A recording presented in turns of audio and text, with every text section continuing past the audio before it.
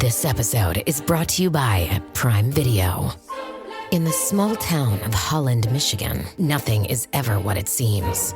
Behind the tulip festivals and pretty houses lay dark secrets that threaten to tear a marriage apart. Nicole Kidman stars in this darkly twisted thriller about a wife and mother whose quest to uncover her husband's secrets may get her more than she bargained for. Holland, streaming on Prime Video March 27th. Today on CityCast Philly, City Council member Nicolas O'Rourke is a minister and a member of the Progressive Working Families Party. His office in City Hall is painted a warm shade of dark blue. Displayed around the room are portraits of Malcolm X, Nelson Mandela, and James Baldwin, and a championship wrestling belt. We're speaking shortly after Mayor Sherelle Parker gave her budget address. And before our interview, the council member lights a candle and meditates for a moment. It's Wednesday, March 19th. I'm Trenae Nuri, and here's what Philly's talking about.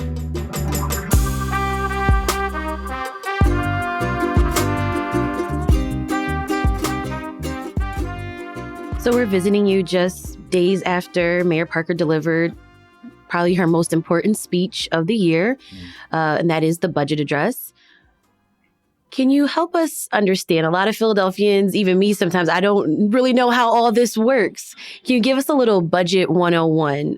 Is this the most important job you have as a council member? The most important job? I think that, I don't know if I would say it's the most important job. I think it is certainly the job, part of what you have. I think if I would simplify it this way, you have platform and you have the pocketbook. As a municipal elected, as a council person, you have the platform to be able to give voice to those things that are important to your constituency.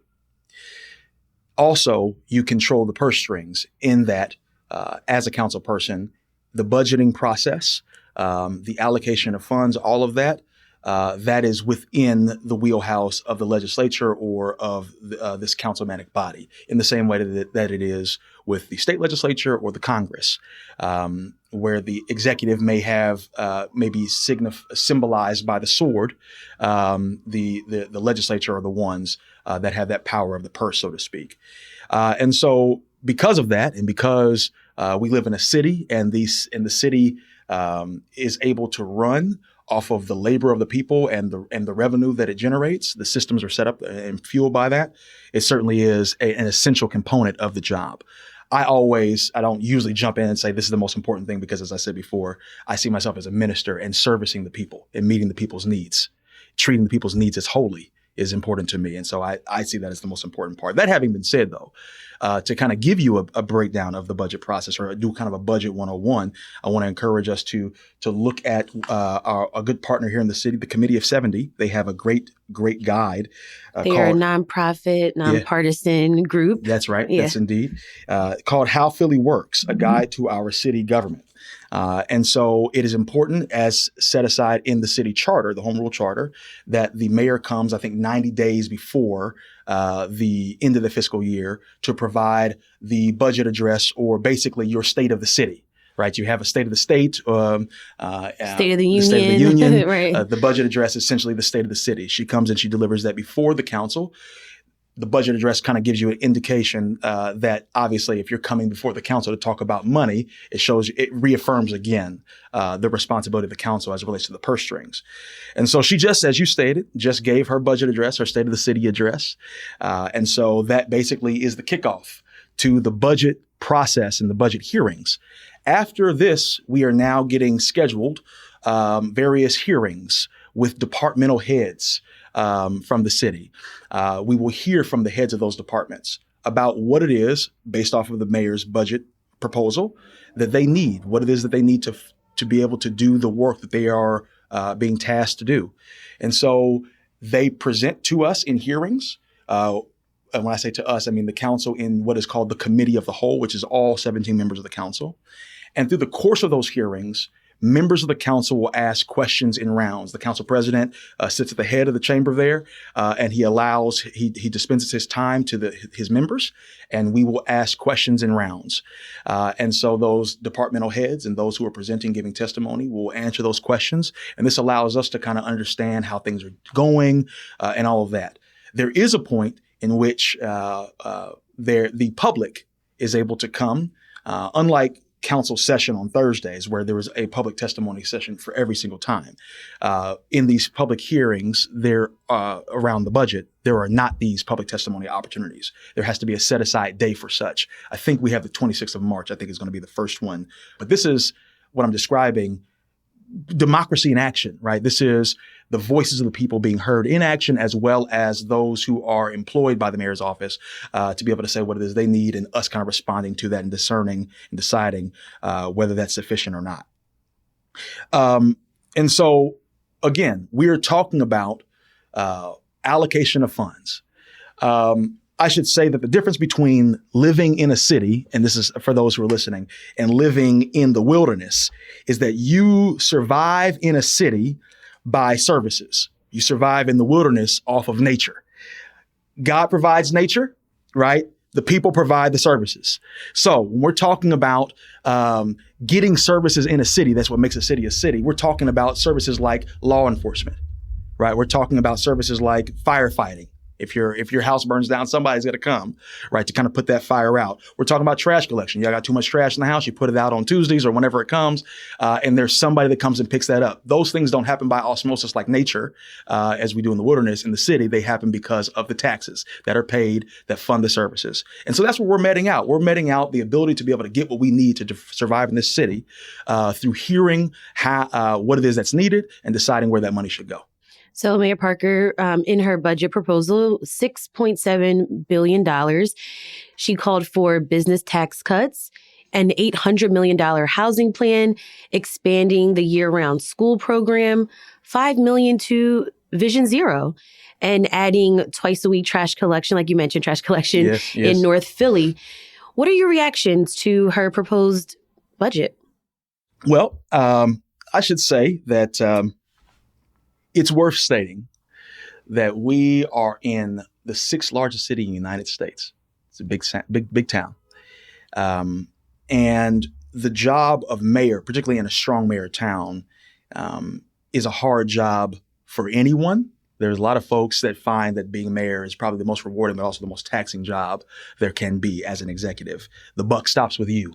All the complaints that are wrong with the city and all of that, it comes to you, and oftentimes it can come straight to you in your face if you're out in the grocery store or whatever the case may be.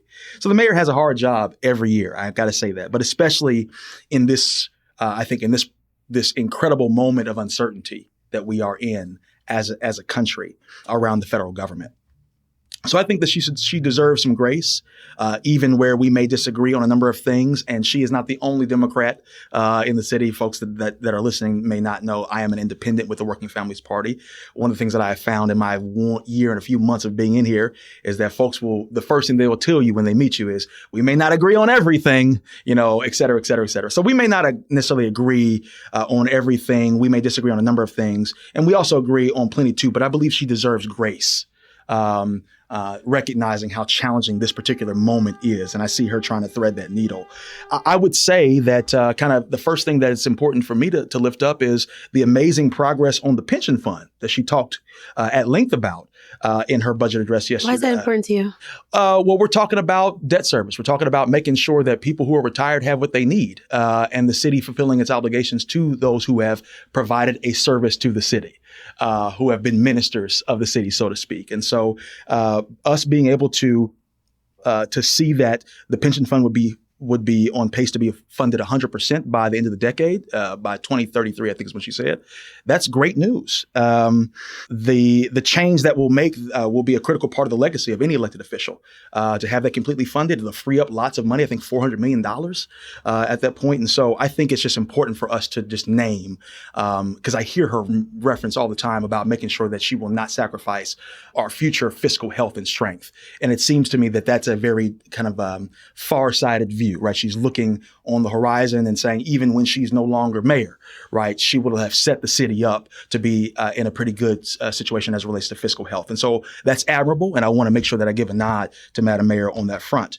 I will say that I'm not a fan of the tax cuts. And is this also like the business income receipts tax, what right. we know as BIRT, correct. Yeah. The BIRT, business income and receipts tax. I'm not a fan of the tax cuts, even if I agree with some of the goals. I was on an interview just the other day talking a little bit about this. I don't ever want to give the impression that I don't understand that any of us, including me, wouldn't like a tax cut here or there, right? It's super helpful. But this, and I should maybe explain, this is about eliminating a tax that's putting a strain on businesses here in the city. Sure. As we were saying with the budget process, what those hearings that we're having with departmental heads, it's over the general fund, right? There's the general fund and the grant fund. These are the dollars, the revenue that fuels the city. The grant fund is basically what we get from federal, state, or whoever else who gives us money outside of the money that we raise from taxes that are levied. There are basically three main taxes that are levied. There is the city wage tax, there is the real estate tax, and there is the BIRT tax, the business and income receipts tax. If we are cutting taxes in a time of fiscal uncertainty because of the federal government in terms of what we won't be getting, likely. Right, because we're seeing federal correct cuts in funding. Okay. Yes, right. Though, and that comes down to services.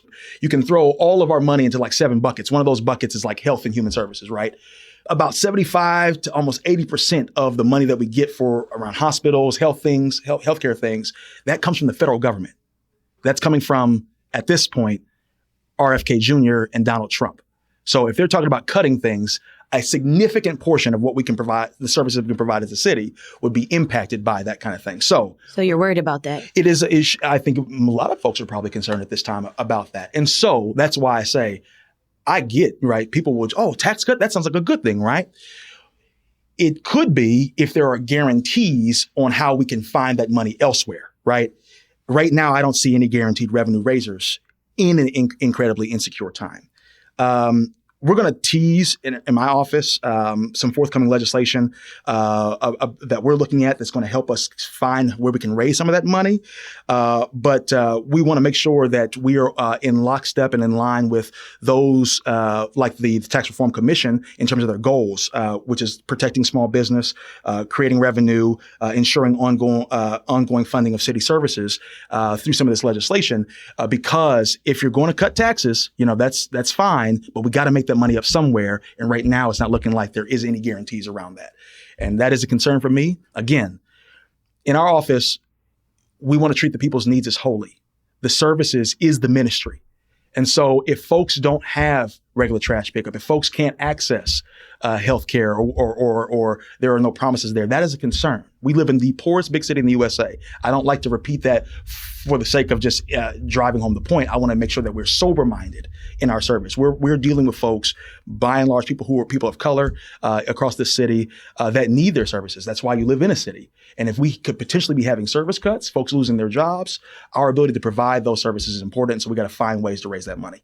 I want to talk about housing. That was another priority of yours. Yes. Last year, you were part of a group of progressive council members who got $100 million to help renters so they wouldn't get evicted from their homes. Mm-hmm. And now the mayor has this plan. I think March 24th, she called it D-Day for housing. Her plan is to create and preserve 30,000 units or homes in the next 5 years. Is that possible? Is that even enough for Philly?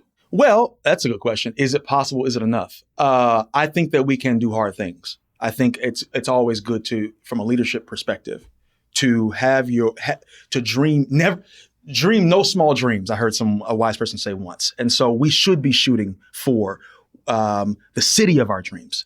We live, as I said, in the 6th largest city in the USA. We live in a city that is experiencing a real housing crisis. The whole country really is, but certainly ours. We have the birthplace of a democracy. It's an old town, and a lot of our housing stock is old. I think a lot of what has been built was built before 1970. And so it is important for us to take seriously the concern around housing and housing affordability. And so I commend her. Is it realistic? I think it's the right thing to be focused on, that we prioritize making sure that we can provide access to affordable housing for our residents. And so that I think that is essential for us to keep in mind, and that's something that I commend her on prioritizing in her second year. That having been said, our office also, again, serving the people, right? Being mindful of our actual constituents. They have names, they have faces, they have families, they have stories, they have lives. And so how are we able to meet their needs? Well, when I think about these people, we're talking about 50%, almost 50% of the city that are renters, that are tenants. Right, that is an important component to that housing question. What I'm going to be doing in our office and our team is looking at doing is working on a legislative package that we want to have coming up that will protect tenants. We certainly want to make sure that we are creating homeowners, and she's given voice to that. Others that support her have often talked about making sure that we can create homeowners. I think that is important. And there are those persons who may not own homes or may have the ability to do that. Are we keeping them in mind? We want to be able to protect tenants, and we want to be able to hold landlords accountable as well, right? Because there's a relationship there, and make sure that there are penalties for disrupting tenant organizing, those who are in community trying to figure out how best to improve their conditions as renters and things like that. My leader, Minority Leader Kendra Brooks, introduced the Power Act recently to provide protections for domestic workers and other non-union workers. I see our package as a version of that bill, but for tenants. And so I think that while we advance this at the same time, kind of concomitant with the mayor, who was focusing on housing as a priority, 30,000 units of affordable housing, either building new or improving that which exists already. I think coupling that together, I think we are getting closer to a really good approach to addressing the housing crisis in our city. I should also say that I'm proud to be working alongside a couple of groups that have done such work, moving in lockstep with grassroots organizations like 1PA, Renters United, and Philly Thrive. This also allows them to be a part of shaping that housing conversation if we're doing it alongside what the mayor's doing. We'll talk more about more legislative priorities of yours after this break.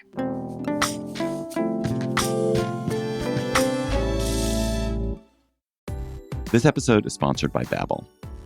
Are you holding back on foreign travel plans this year because you're afraid of the language gap? I'm not, because I have Babbel. I'm David Plotz, the CEO of CityCast, and I'm learning Spanish on Babbel, getting ready for a trip to Mexico City. Babbel is the language learning app that gets you talking. Babbel's quick 10-minute lessons, handcrafted by over 200 language experts, get you to begin speaking your new language in 3 weeks or at whatever pace you choose.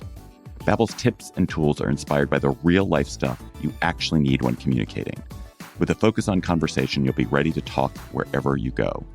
Babbel has given me great lessons on getting directions, ordering in a restaurant, and making plans. And of all the things I'm doing in Mexico City, I'm probably most excited about the soccer game we're going to. So I was excited to learn how to cheer from Babbel. That'll be me you'll hear yelling, "Fuerza Tigres! Fuerza Tigres!" With over 16 million subscriptions sold, Babbel's 14 award-winning language courses are backed by a 20-day money-back guarantee. Let's get more of you talking in a new language. Babbel is gifting our listeners 60% off subscriptions at babbel.com/citycast. Get up to 60% off at babbel.com/citycast.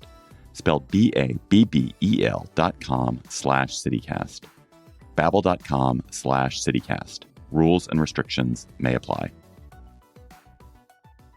I can say to my new Samsung Galaxy S25 Ultra, hey, find a keto-friendly restaurant nearby and text it to Beth and Steve. And it does, without me lifting a finger. So I can get in more squats anywhere I can. 1, 2, 3. Will that be cash or credit? Credit. 4. Galaxy S25 Ultra, the AI companion that does the heavy lifting so you can do you. Get yours at Samsung.com. Compatible with select apps. Requires Google Gemini account. Results may vary based on input. Check responses for accuracy. Speaking of Councilmember Kendra Brooks, we spoke with her. She's also a fellow Working Families Party member with you. Are you all building a movement here in the city, and what's it all about? Yes. First of all, let me say it is an honor to serve alongside Councilmember Kendra Brooks. They call her Nikki from Nice Town when she's not operating in her councilmanic office. And, it is important that as an independent with the Working Families Party, that you stay connected to the folks, the people, the communities that helped you get there, because we did not have the benefits of big party power. We're not Republicans, we're not Democrats. And so there is certainly a world even within those parties that we're not included in. And so to be able to serve alongside someone who for at least one term, 4 years, was the only actual independent in council and has still remained close to her community, has never lost sight of the why she did this in the first place and why she got here. It's an honor. You don't always run into folks. And I don't mean to disparage my colleagues, and I'm not really trying to do that. I'm just trying to speak to our experience. She's a real one, as they say.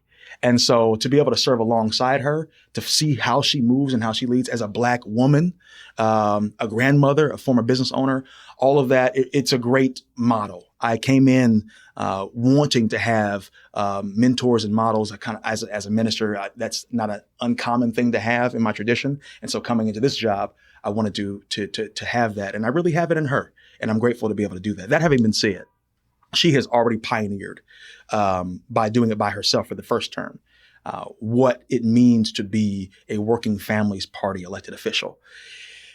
There is, I think, a growing awareness. I thought it was true before now, but it seems to be almost like a reemergence of an understanding that the two-party system just does not work in this country. It's not enough. I grew up in a home where we voted one way or the other way, not because it was the perfect distillation of our values, but because that's how it worked. And that there was always a desire for something else that was closer to what it is that we want, a vehicle that could carry what we believe in. She has paved the way. She has helped create the possibility in the minds of our constituents, of our community, that you can vote for a non-delusional political party that can deliver for you and that can help carry your values. And so I do believe that it does, at least if it isn't the movement, it does become a tool for movement, for community, for those in the city who are looking for something else. We can recognize a political party that is focused on, as we say, for the many, not the few. That's not focused on profit. It's focused on the people and the people's concerns. You don't think the other two parties focus on their constituents or think about the needs of their constituents? I think the people have been very vocal in the social media age, often about their displeasure, whether it be the rise of the MAGA movement within the Republican Party that has basically seen the twilight of the traditional classic conservative, right? They are becoming kind of out of vogue, I guess, if that's a phrase. Currently, you're seeing a lot of frustration within the Democratic Party and people not feeling as if they're showing up in the way they want to. It doesn't need to be me to say this or that about the party. I think it's evident amongst the people. And if we're listening to the people, right, then we should be moving in a way and creating spaces where people feel like they're actually being heard. One of the things I try to tell our office is not only should we be listening to the people, we should be saying what the people are saying. And that's what we want to do. As a party, as an independent, you have much more liberty, right? It's to move and to operate. There are cliques and clubs in those parties. There are in crowds and things like that. That's how you get ahead. And it's not, for those who are paying attention to a lot of the politics, we know that it's kind of a given. And so, again, not to disparage. I don't mean to sound unkind or cruel. I mean simply to speak soberly about what folks are experiencing and what I believe we are creating. It's not perfect, right? I've heard a number of folks ask, is there a third party out there? It should be this or it should be that. Listen, I don't know, what everybody's perfect idea of what a party is. But if you're trying to create a non-delusional, durable political machine or political vehicle for the multiracial working class and working poor, we are building it. And we're trying it from the ground level, not shooting to try to elect a president, but at the ground level, again, where folks' services are being rendered at the municipal level. We're trying to provide options for that. And we hope and we do believe that we are at least day by day getting closer to something that's useful for our folk. In the coming months, you're going to be having hearings about the budget here in the city. Thinking of just where we are, again, in the political climate that we're in. Back in 2020, there was an article from Grid magazine, and you were quoted being supportive of the Defund the Police movement. Now, the police budget is up for discussion, right? I'm wondering where you are on this issue. You know, given that we saw homicides go down, we're seeing...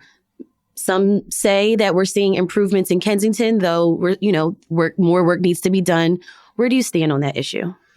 If you can ask me specifically what you mean, where do I stand on what particular issue? Defund the police. Okay, so let me begin by saying defund the police, I always understood it as a recognition that we as a council or as a legislative body, as the people, we in the budget process allocate funding here or there. We make decisions about where money goes.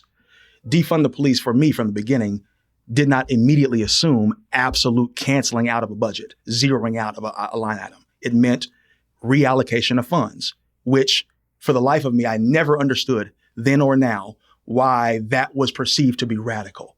That if you look at a budget and you see where money is and the scales may be, there's a lot of money over here and there's not enough money over there, that the idea that you would take money from a very fat column and putting it in one that's very slim would somehow be controversial, radical, weird. For the life of me, I never understood it. And so almost when folks started to attack us for being pro defund the police at that time, I almost welcomed the critique because I refuse to be in the same way that they try to make woke somehow a pejorative term. I grew up in a Black house. Do you want to be asleep? Do you want to be not conscious? It's absurd to me. And so, no, bring that on because I think we should have a real conversation that, a budget is a moral document, right? Where, as the scripture says, where your treasure is, your heart will be also, right? Or where your heart is, your treasure will be also. So it shows how the city feels. What you value, right? Mm-hmm. And so if we recognize that safety, not just that you can see, but safety that you can feel, is created not just by having more people with guns and holsters and handcuffs. It's also having food to eat, shelter. It's a number of different things, right? That if that is what creates safety, then we have to do more than simply give more money to the police. The commissioners, time past and present, have recognized, and the mayor has said, even in the budget address this week, interestingly enough, and affirmed what we always knew was true. You cannot arrest your way out of some of these crime situations. And so it was always important for us, and it will continue to be important for me, to always look at where money is, where money should be. That is the job of any elected official. So we are seeing right now, and even before, right, this year, a severe decline, severe is not the right word, a sharp decline in homicides and crime here in the city. We're just now trying to get the ranks filled with the police, things like that, right? So those things were not at the same time. It didn't require us giving more money. Again, every single year we see the police budget go up. Every year, up and up and up and up. I think we're near $1 billion that go to the police. I think almost 30%. It goes to I think about that is, I think it's about 30% of the city's budget goes to public safety. A lot of that does anyways. So it's quite a bit of money. And so we should always be prudent about where we allocate our funds. And so that's important to me. Well, we're here in your office in City Hall. Yeah. Tell me about some of the artwork and the things that are on the wall and why they're important to you. Yeah. So I am both, I'm a minister as well. In Oxford Circle, right? Yeah. I pastor a small church, the Living Water United Church of Christ. It's in Oxford Circle. We celebrated 20 years of ministry last year. This is our 21st year. We're actually in the season of that celebration now.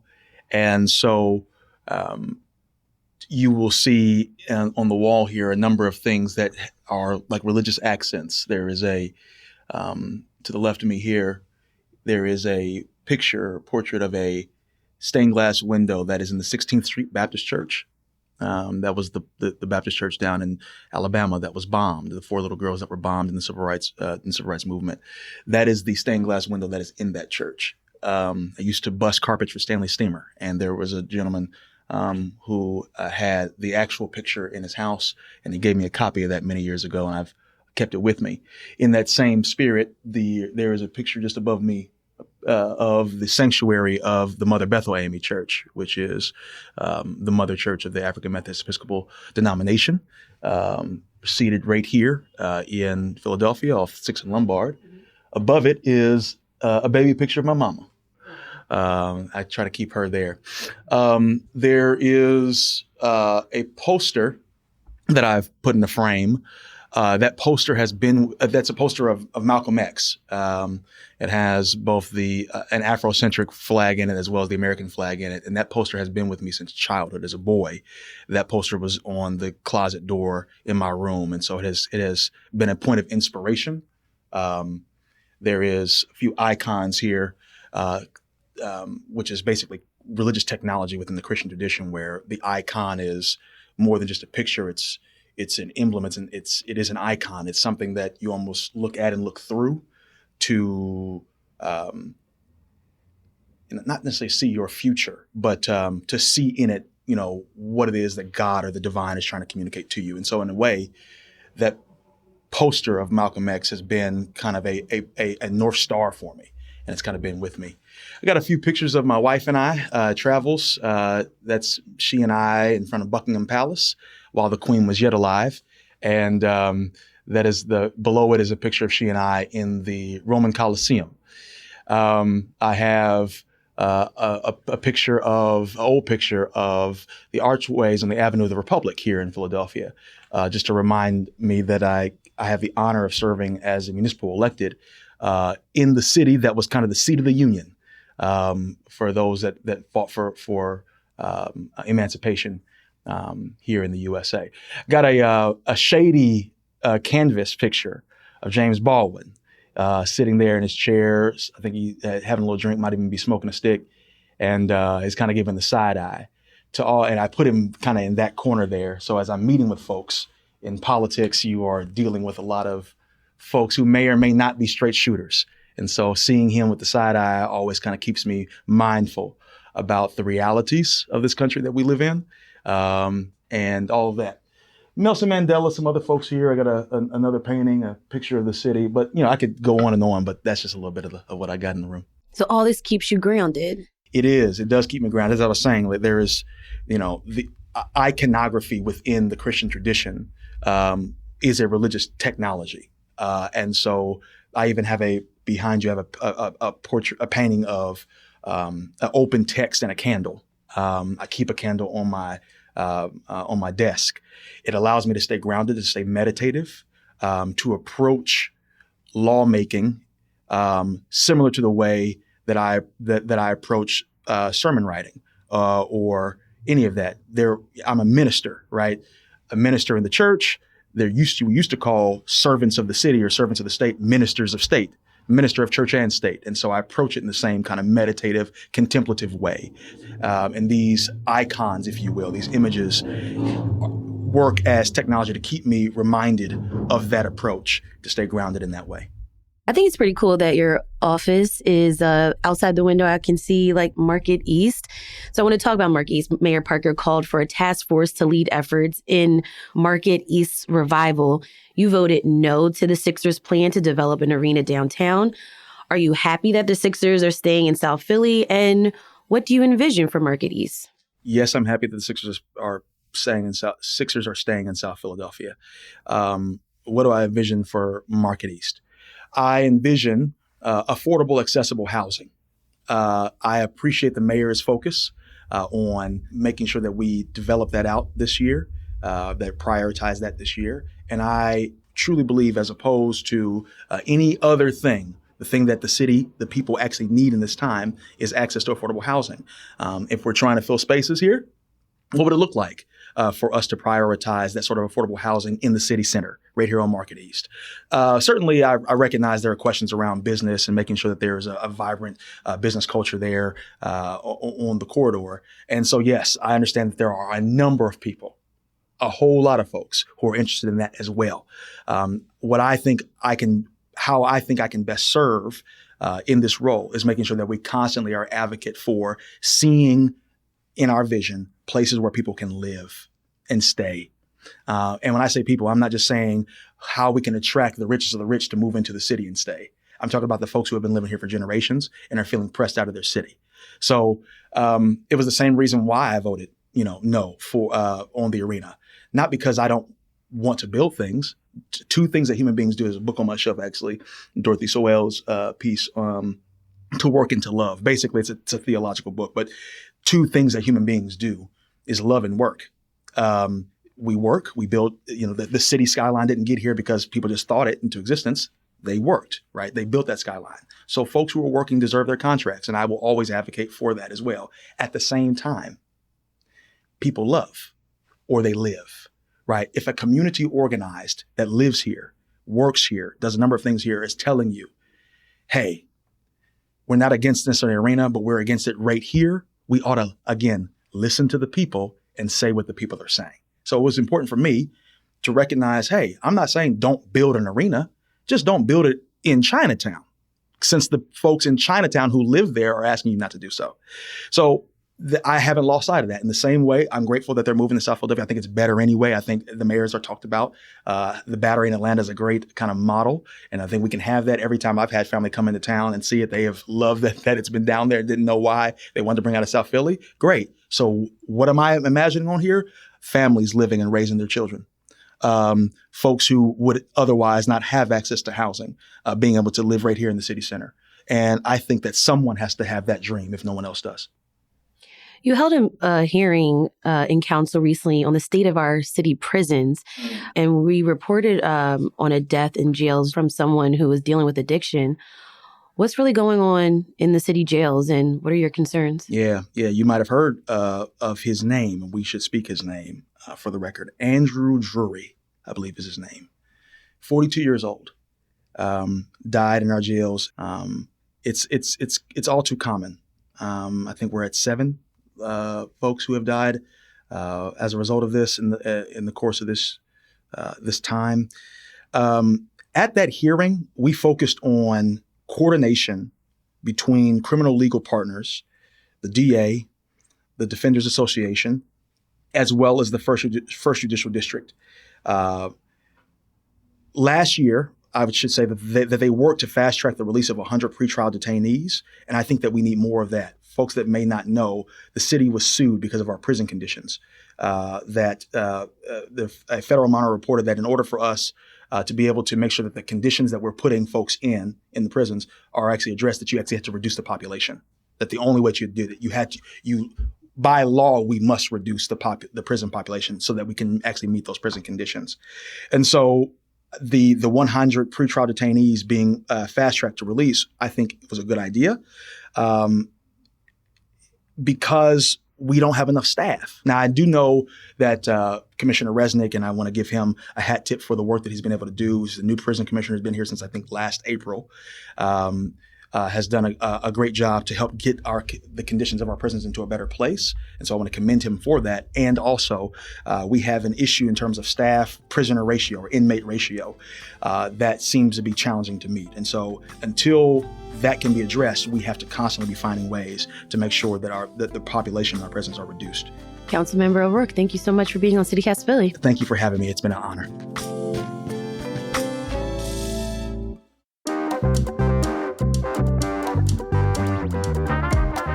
That's all for today here on CityCast Philly.